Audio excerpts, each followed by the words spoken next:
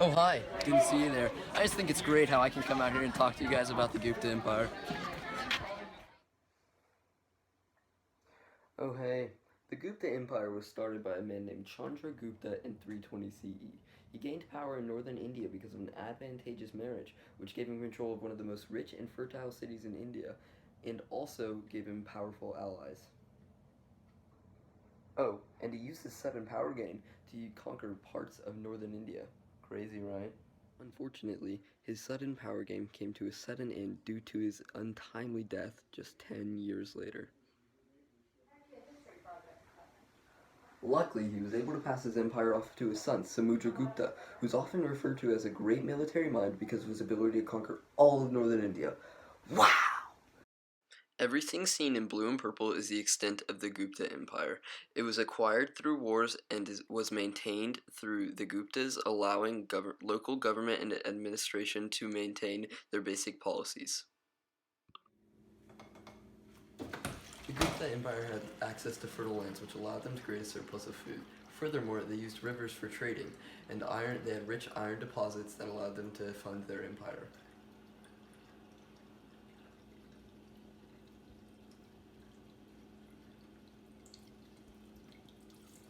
You know, for this documentary, I thought I'd call up a good friend of mine, Jim Palbert. Great guy, you know. He's really resourceful. He knows a lot about what we're talking about here, and I'm really glad that he's willing to participate in this. So I'm going to call him up real quick. Okay, here we go. No, calling him up. Let's see. Oh, there he is. Jim Palbert, great guy. Great guy. Okay, Jim, you know, today we're talking about the Gupta Empire and, you know, like the demographics of it, you know, what's going on there. I just really want to find out from you, a true expert on the matter. Okay, well, the Gupta Empire was a vast empire, huge even, but ethnic diversity of the empire is very unknown, whether any villages of other ethnicities or even within the empire. The religions, however, included both Hinduism and Buddhism. Very little is known about the relations, but some speculate that the Hindus have been very prejudiced towards of course. said Buddhists, right? Mm-hmm. The Gupta Empire was also involved with trade, with many trade routes passing through them. These trade routes encouraged the spread of cultural diffusion, whether goods or intellectual and artistic ideas. Well, that's just honestly great. I'm really glad that you came and you know, shared that with us today. Okay, I really got to run, get back to making this documentary. Okay, see you Dan. See you, Jim. Really appreciate See you later, it. Dr. Pepper. The social rule of the period was that men were typically in charge. This is similar to many other patriarchal societies of this time period.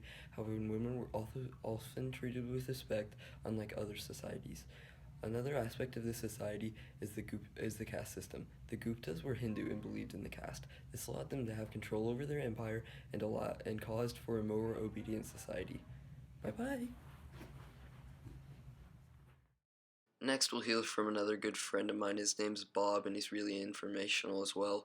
He'll be talking about the maintaining of the Gupta Empire, as well as the relationships between the people and the government.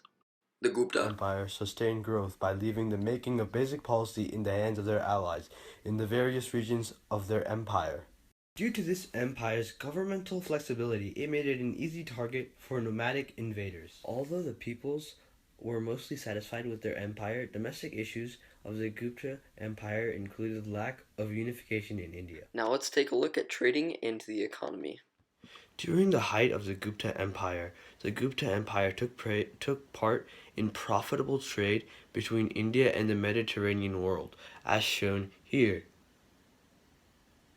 The Gupta Empire also took part in trade all over Asia, from modern-day China to modern-day Egypt. They traded things like cloth, grain, metals, silk, and even timber and even more. And now to Sanjay Patel.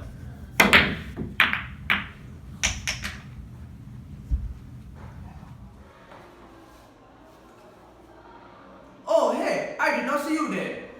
The Gupta Empire is widely viewed as the golden age of India's culture for its advancements in science, math, and literature. What achievements set this empire above other empires during its time? They had the first known 10-digit number system consisting of the number 0. They were also believed to make an early version of chess. Indian astrologers from this time period also came up with an idea of a round earth spinning on an axis. Concepts of Ayurvedic medicine and concepts of surgery date back to this civilization, which is a traditional medical practice used even today in some parts of India, as can see here. These documents were early medical records of individuals which show that physicians were present at the time. Furthermore, this image depicts tools that were used during surgery, which shows an advancement in medicine and science in the Gupta Empire.